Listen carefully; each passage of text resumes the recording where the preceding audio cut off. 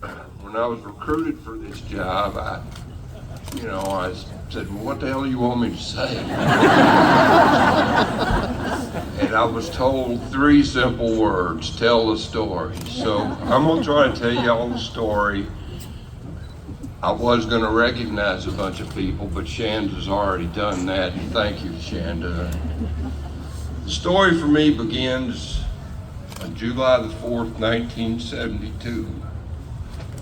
A good friend of mine, Paris's very own Ted McLean, was an assistant trainer for Mr. Lauren. And he told me, he said, Seth, we got a bull ruler colt up here, we think something special, you better bet on it. So I said, works for me, Ted, I'll put a bet on him. So I bet on Secretariat the first time he ran, finished 4th. But I didn't dog cuss Ted, which I kind of wanted to, but I just, I said, I know Ted knows what the hell he's talking about, so I'm gonna follow this horse along. So he won his next 3 starts pretty impressively, and the hopeful was coming up. And at the time, I was working at Claiborne. I was helping John Salisbury break the yearlings. And I asked John, I said, could I have the weekend off? I want to go to Secretariat and see Secretariat, or go to Saratoga and see Secretariat run.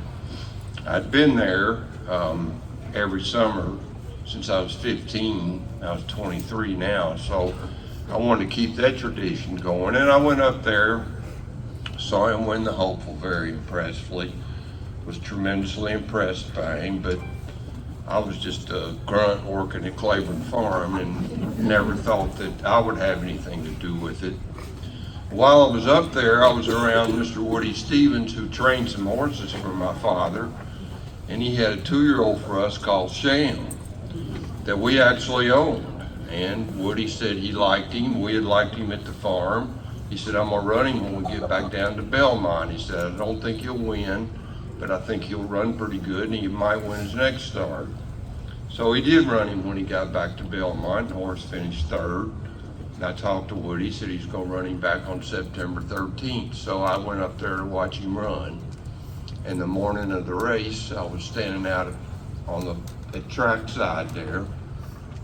Out comes Secretariat.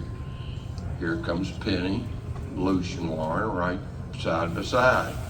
I knew Penny a little bit. She had been to the farm and I'd met her a couple times, but I couldn't say that I actually knew her. And I knew Mr. Lauren pretty well because he had trained some horses for my father in the late 60s before he took the job for the Meadow Stud. And I had a very good relationship with him, and we just sat there and we chatted for about 20 minutes, I guess. The horse finished his exercise, he went back to the barn. I watched Sham run that afternoon, he finished 2nd. Spent the night, got on the plane, came home the next day, got off the plane in Cincinnati and was told my father had died. And I had, nobody had really told us how sick he was. And I had no idea what was going to happen to Claiborne Farm. He had never told any of us what his vision for the future was. So there I was. And as the fall went along, Secretariat won the Futurity, he won the Champagne, he won the Laurel Futurity, he won the Garden State Stakes. He was named champion 2-year-old and horse of the year.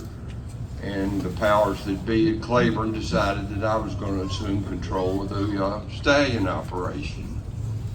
So now we're into the early part of 1973, it's January, and Mr. William Hagan Perry called me. He was an advisor to the farm, and he said, Seth, Chris Chenry died, you're coming over here for the funeral, aren't you? And I said, why in the hell would I come to the funeral? I didn't even know the man. He said, well, Penny is running it now, and they obviously do own Secretariat, and there may be a chance for you someday to be involved with him. And I said, well, if you think I ought to come over, I'll be there. So I went over to Virginia.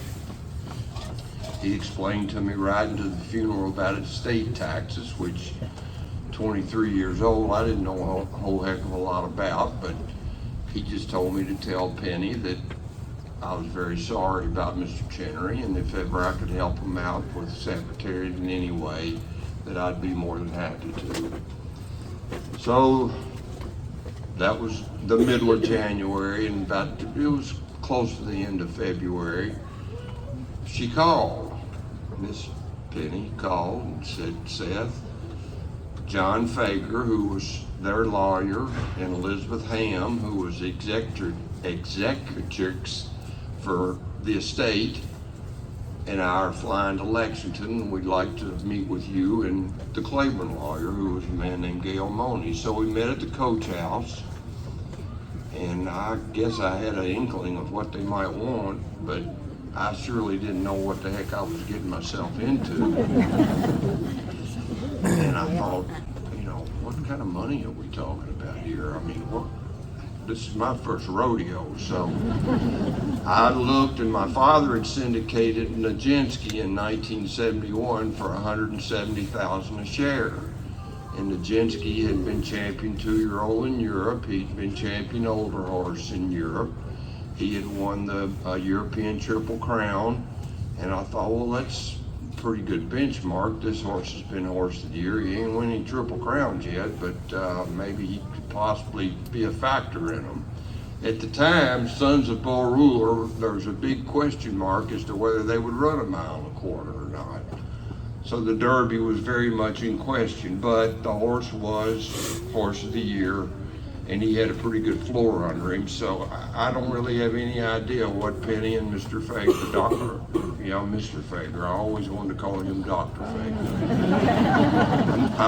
I had no idea what they might be thinking, but I thought, well, it's probably got to be at least 170. But please don't make it 200, because I don't know if I can sell that or not. So we sat down and we talked, and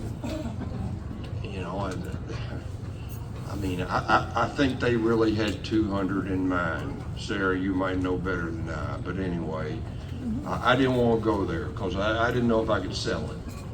And so I said, well, 200 would be 6.4 million for the horse at 32 shares. 190 would still be 6 million. It'd be 6,080,000. What about that? So they agreed to that. And I'm writing all this on the back of a cocktail napkin at the Coach House restaurant in Lexington, Kentucky. And they said, well, we don't want to keep many shares. We want to be a 32 horse syndicate. That's what you proposed. And we want to keep 4 and you sell 28. And I said, well, I'll do the best I can do. So I came home that night.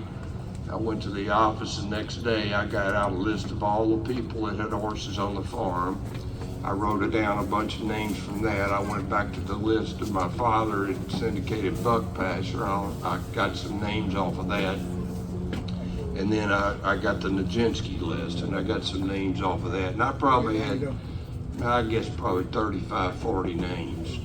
And as soon as I could, I went after it, because I didn't know what I was getting into. I had no idea if everybody's gonna say, have you lost your mind?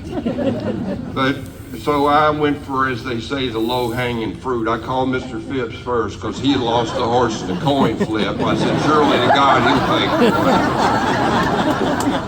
And he did, so I'm 1 for 1. And then I called Mr. Perry. I said, well, hell, he's the one that kind of put me on the case. He'll surely take 1, and he did, so I was 2 for 2. So now I'm off and running, and by now it's 8 o'clock, and I guess it was a civil enough hour to call a few more people, which I did. And long story short, I think I made 31 calls, and 28 of them said yes, and 3 of them said no, and a couple of them said, damn, boy, you act like he's already won the Triple Crown. And my stock answer was, sir, this horse is being syndicated for what he's already done, not for what he's gonna do. And I had no earthly idea that any horse could do what that horse went on and did. And he was fully syndicated, and we all know the rest of the story from there. He won the Bayshore, he won the Gotham, he got beat in the Wood, and then he swept the Triple Crown. And had a wonderful summer and a wonderful fall, and as Donna alluded to, they decided to try him on the grass, and he might have even been better on the grass than he was on the dirt. And I had nothing to do with any of that. You know, my job was a breeding syndicate manager, and I knew that, and I stayed out of the way. But I sure enjoyed the ride.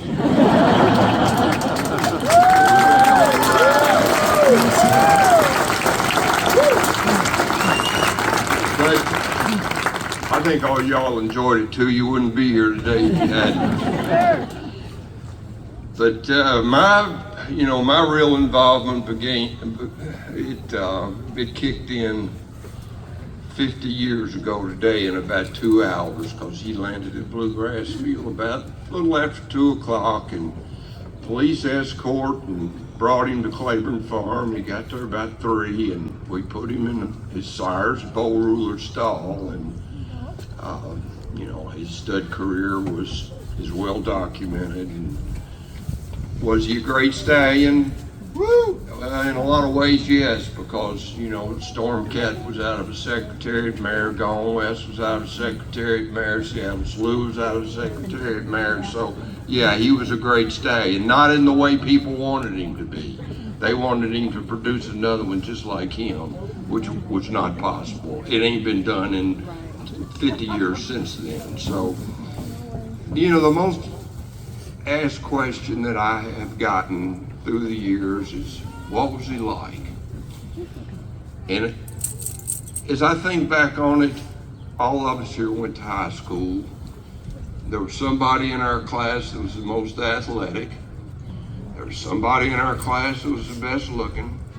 There was somebody in our class that had the best personality. There was somebody in our class that was the smartest. But he was all those things rolled into one.